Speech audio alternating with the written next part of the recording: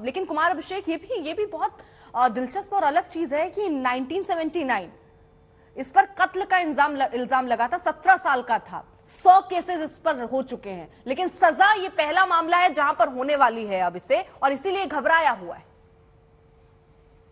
बिल्कुल। और अगर आप देखें तो उमेश पाल की हत्या को भी इस मुद्दे से जोड़ा जा सकता है।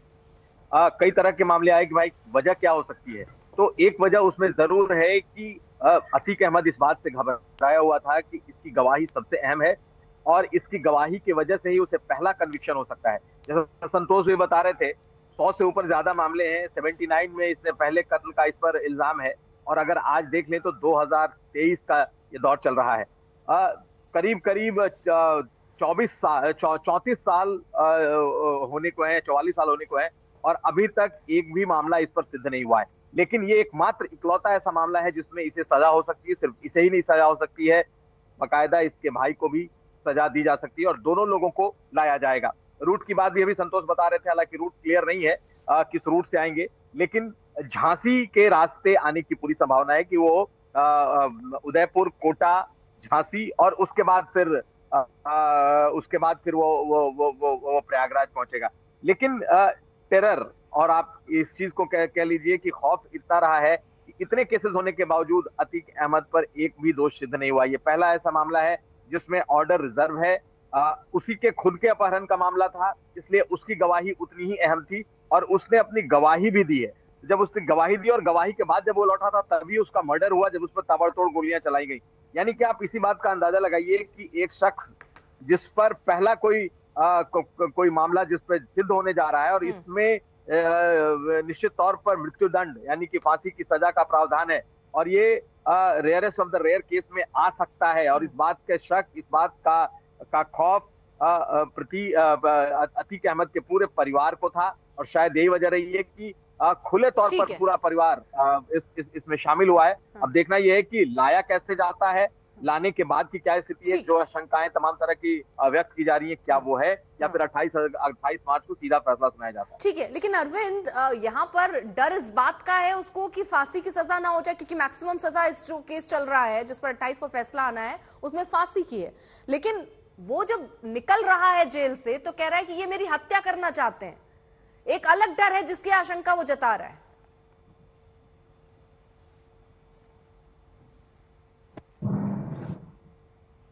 अरविंद जी बिल्कुल, देखिए जैसा संतोष बता भी रहे थे और कुमार बता रहे थे, देखिए बड़ी बात यह है कि ये केस है क्या उस उमेश पाल की जिसने गवाही दी अतीक अहमद के खिलाफ, उसकी कुछ दिनों पहले हत्या कर दी।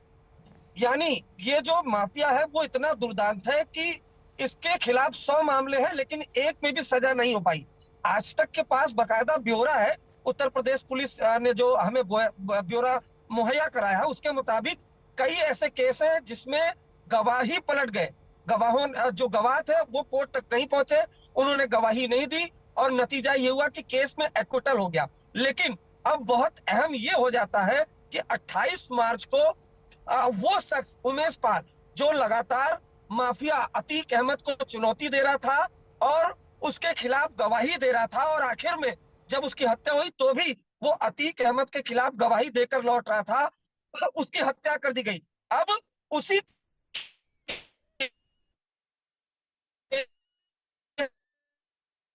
में फैसला आना है और जैसा के बदले जो किडनैपिंग है वो उसको अंजाम देना, और जिसमें मैक्सिमम सजा है, जो अधिकतम सजा है वो भी संतोष ने बताया। लेकिन अहम बात यह है 4 साल बाद अतीक अहमद को फिर से एक बार प्रयागराज लाया जा रहा है, और सिचुएशन समझिए कि प्रयागराज अतीक अहमद तब जा रहा है जब तकरीबन 15 दिन पहले ही अतीक अहमद के बेटे, और आरोप यह भी है कि उसकी पत्नी ने साथ उस उमेश पाल की हत्या करवा दी जिसकी किडनैपिंग के केस में अतीक अहमद को सजा सुनाया जाना है।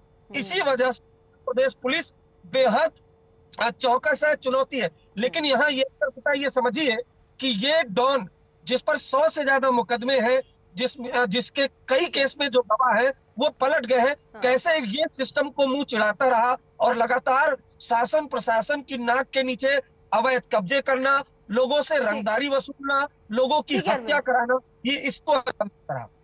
ठीक है अरविंद, आ रही हूँ जरा आपके पास। मैं गोपी घांगर का भी रुख कर लेती हूँ। लगातार जो है वो उस वैन के पीछे चल रही है, पल पल की अपडेट हम तक पहुंचा रही है। गोपी, उस वक्त भी आप मौजूद थी जब अतीक को साबरमती जेल से वैन में बैठाया जा रहा था।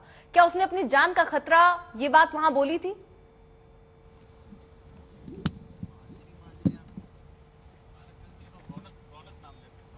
गोपी,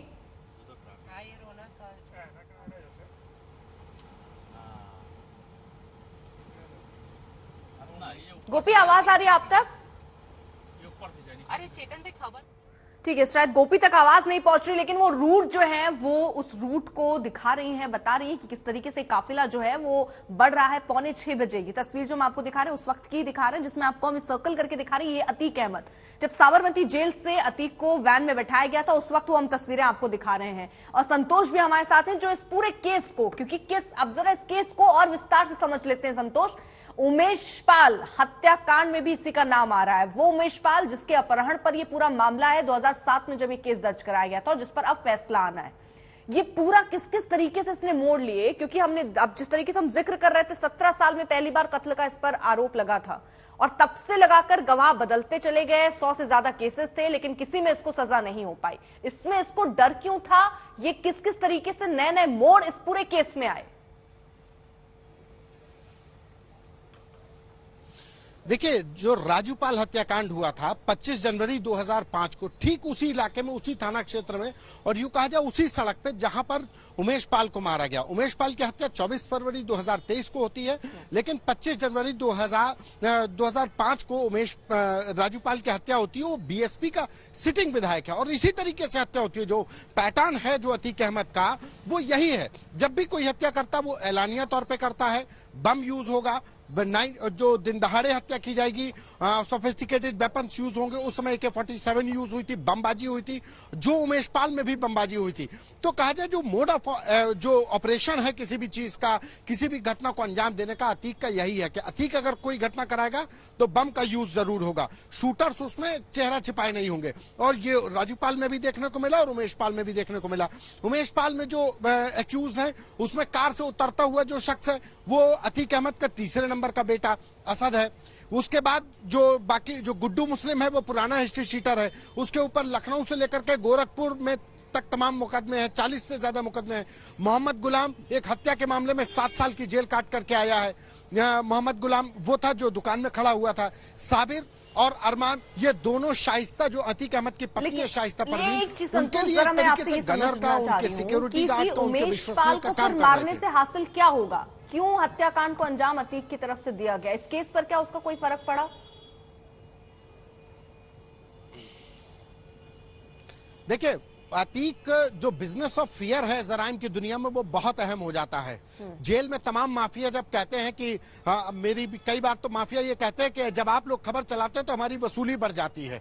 और लेकिन 6 सालों में उत्तर प्रदेश सरकार ने जिस तरीके से अतीक अहमद और मुख्तार अंसारी के साम्राज्य को नेस्तो नाबूद किया, इनके शूटर्स मारे गए, मुन्ना बजरंगी मारा गया। ये अलग बात है कि जेल में उसके दूसरे गैंगस्टर ने हत्या कर दी, चित्रकूट जेल में मुकीम काला मारा गया। तो जब भी कोई अपराधी मारा जाता है तो वो एक 6 सालों में जो कार्रवाई हुई है मुख्तार अंसारी अतीक अहमद के ऊपर, तो एक तरीके से अतीक अहमद का खौफ खत्म हो गया था।